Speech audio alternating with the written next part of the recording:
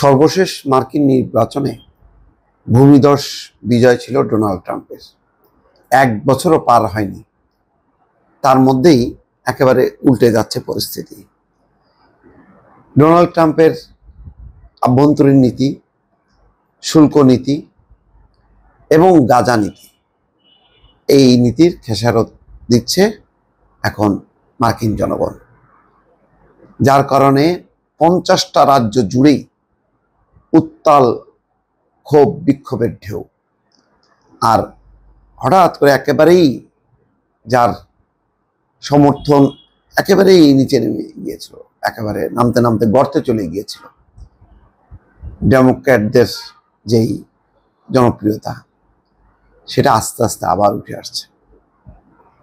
কমলা Harris, যার সঙ্গে প্রতিদ্বন্দ্বিতা করে বিপুল বিজয়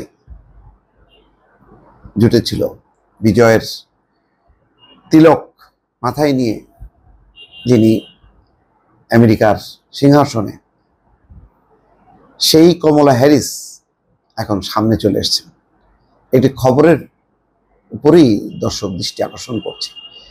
ট্রাম্প মাস্ক জুটির বিরুদ্ধে রাস্তায় নামলো আমেরিকা, সমর্থন কমলা হ্যারিসের। এখন এই বিক্ষোভে কমলা হ্যারিস সাপোর্ট দিচ্ছে। মাত্র 4 মাস আগেই মার্কিন প্রেসিডেন্টের গদিতে বসেছেন ডোনাল্ড ট্রাম্প। 1 বছর তো দূরের কথা, 4 মাস।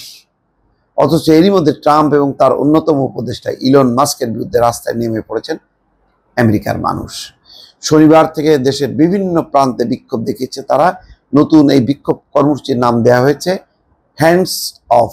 সেই হ্যান্ডস অফ কর্মসূচিকে সরাসরি সমর্থন করেছে মার্কিন প্রাক্তন ভাইস প্রেসিডেন্ট কমলা হ্যারিসও।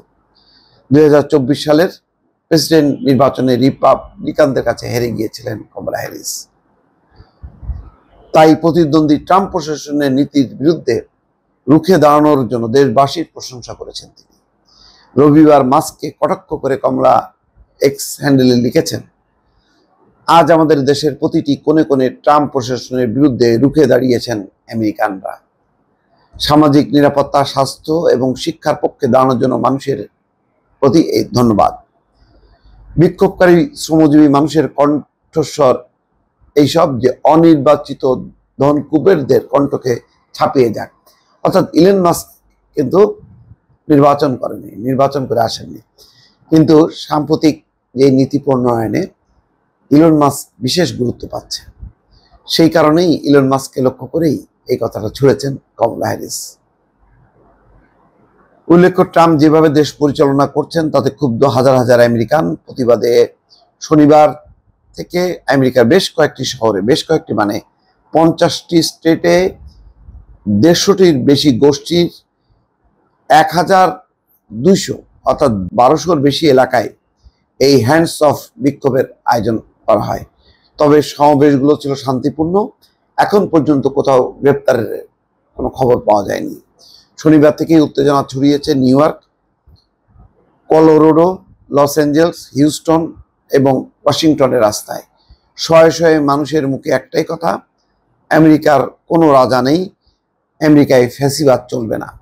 ট্রাম্পের পাশাপাশি টেসলা কর্তা মাস্কের বিরুদ্ধেও শুরু হয়েছে বিক্ষোভ।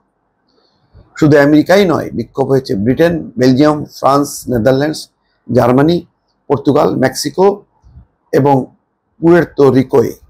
এটা একদিকে গাজায় একদম তামা বানায় ফেলতেছে, অর্ধেকের বেশি জায়গা দখল।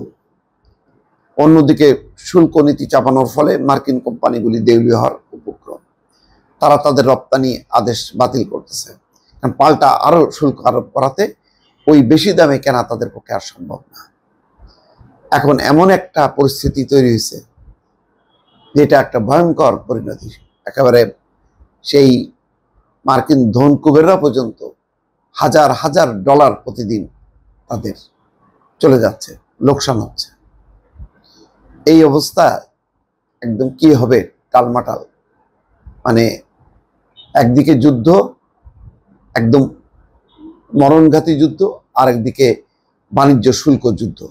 দুই যুদ্ধে মানুষের অবস্থা, পুরো দেশের অর্থনীতি, ইকোনমির একদম 12টা বাজতে শুরু হয়েছে।